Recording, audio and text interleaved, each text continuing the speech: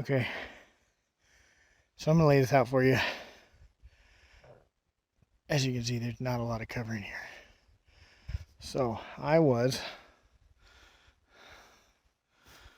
in that tree stand right there. There's a little stand I made in there.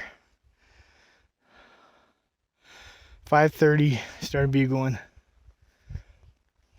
I had a bull there. And all of a sudden this bull comes up out of these trees over here, up that way, and then he came back around, came right up this draw. So what I did is I snuck around the backside, basically to there. Then I scooted around, come down through here, and headed, basically because there's not a lot of cover, what I did is I just lined up as many trees between me and him and I as I could and walked that line, bugling. He found a bush that he liked and just went to town on it. I got into 75 yards and got into 75 yards.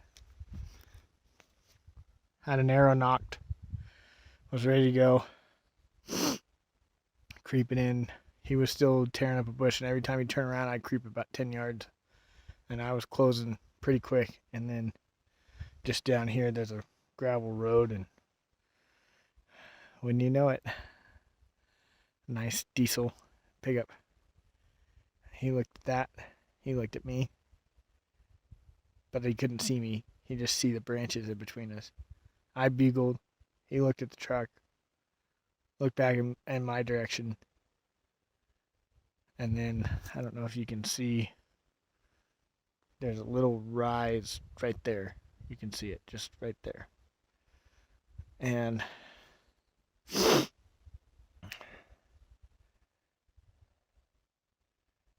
he was so intent on that tree, I'm pretty sure I could have made it. He was pawing the ground, ripping the ground up, tearing the tree up, tearing the ground up with his horns.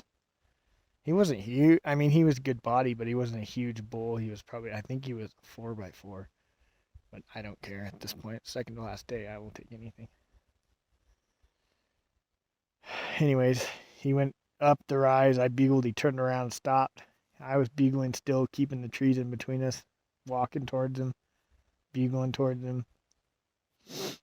And then he just went over the edge, and there's a big flat place behind there, and I could see his horns moving around in there a little bit, but he didn't bugle again. And then he just was gone. Just like that. Try again. I still got daylight left. Some. Not a lot, but we'll see if I can't get him to come back in here. Or a different one, maybe. There's a bunch in here.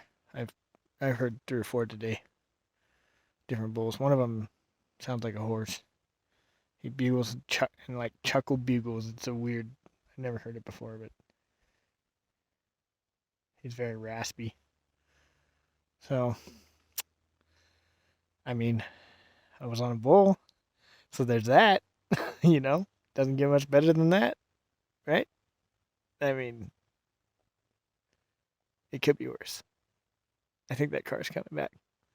Maybe I should go chew him out. Or maybe I should just not. Who knows? Good times. Really good times. Got some mule deer footage. Well, I'm going to go back to my blind.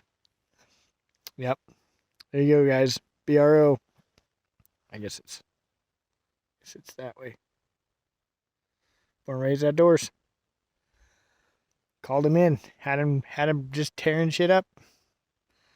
And then I don't know. You can't make this up.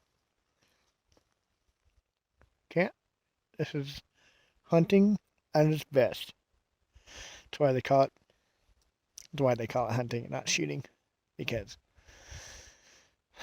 it's not quite just walk out and whack a bull and go home. Although it would be nice. I didn't find this place until yesterday, and I've been at this all season, so kind of sucks that I only got 2 days in here. If I'd had another couple weekends in here, I'd have had one. These bulls are pretty fired up, so too bad.